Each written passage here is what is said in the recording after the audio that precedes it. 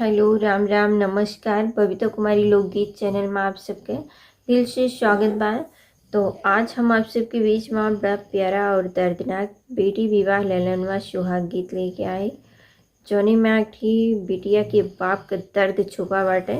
जिस समय पे जौनी दिन पे बारात आवे के रहा थे, इतना टेंशन में है लड़की के पिता कि ऐसे सोचत सोचत सोई गए, नींद लग गए। तो बिटिया रानी आए जगाओ थे और गीत के माध्यम से सुनाई थे, देखा काव कहा थे अपने पिताजी से। अगर अच्छा लगी तो हमारे चैनल का लाइक शेयर सब्सक्राइब कमेंट जरूर करत जाए। तो चला हम सुनावत है। निमिया के पेड़वा का हरी हरी पतिया, रे हरी हरी पतिया, हरे झूर झूर बाहाई बायार रे ललनवा, हरे झूर झूर बाहाई बायार रे ललनवा। ओही तारा मोरे बाबा दासई पलंगवा, रे दासई पलंगिया, हरे बाई ठई चादरिया के तानी रे ललनवा, हरे सोवई चादरिया के तानी रे ललनवा। ओही तारा मोरे बाबा दासई पलंगिया, रे दासई पलंगिया, हरे सोवई चादरिया के तानी रे ललनवा, हरे सोवई चादरिया के तानी रे ललनवा। मुही सोया बाबा तानी चादरिया, रे तानी चादरिया, हरे दुआरा पे आवई बारात रे ललनवा। खिस तू ही सोया बाबा तानी चादरिया, रे तानी चादरिया, हरे दुआरा पे आवला बारात रे ललनवा।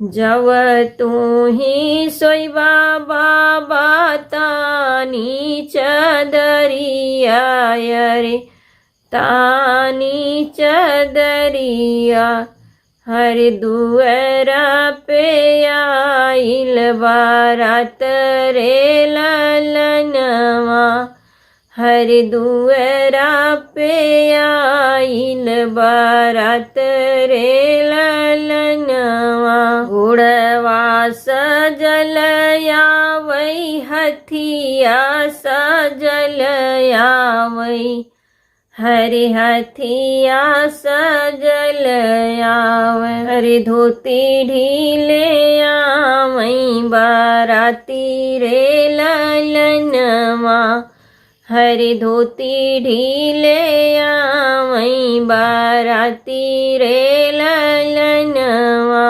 कैसे संभलवा बाबा हथिया यौ घोड़वा, रे हथिया घोड़वा, हरे कैसे संभर बाबा रात रे ललनवा, हरे कैसे संभर बाबा राती रे ललनवा। कैसे संभर बाबा हथिया घोड़वा, रे हथिया से घोड़वा, हरे कैसे संभर बाबा राती रे ललनवा, हरे कई सई सामहर बाबा राती रे ललनवा कई से के चिन्बा बाबा दुलरु दाम दवाय रे दुलरु दाम दवा तुही काहे सोया सुख नींद रे ललनवा हरे तुही काहे सोया सुख नींद रे ललनवा थिया संभल बई बेटी घोड़वा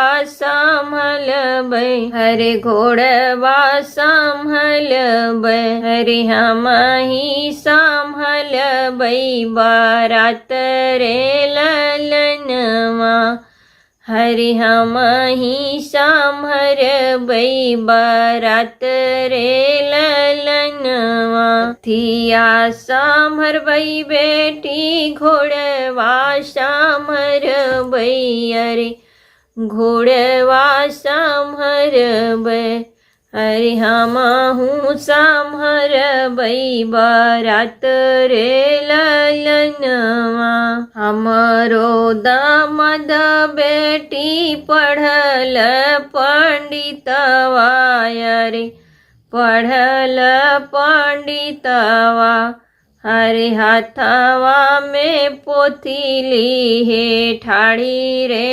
ललनवा हरे हाथवा में पोथी ली है ठाड़ी रे ललनवा हमरो दामदवा बेटी पढ़ल पंडितवा रे पढ़ल पंडितवा हरे हाथवा में पोथी ली है ठाड़ी रे ललनवा इतनी बचन बेटी सुनबो न कैली अरे सुनबो न कैली हरे भागी महलिया ला जाई रे ललनवा हरे भागी महलिया ला जाई रे ललनवा। तो गीत कैसन लाग जरूर बताओ।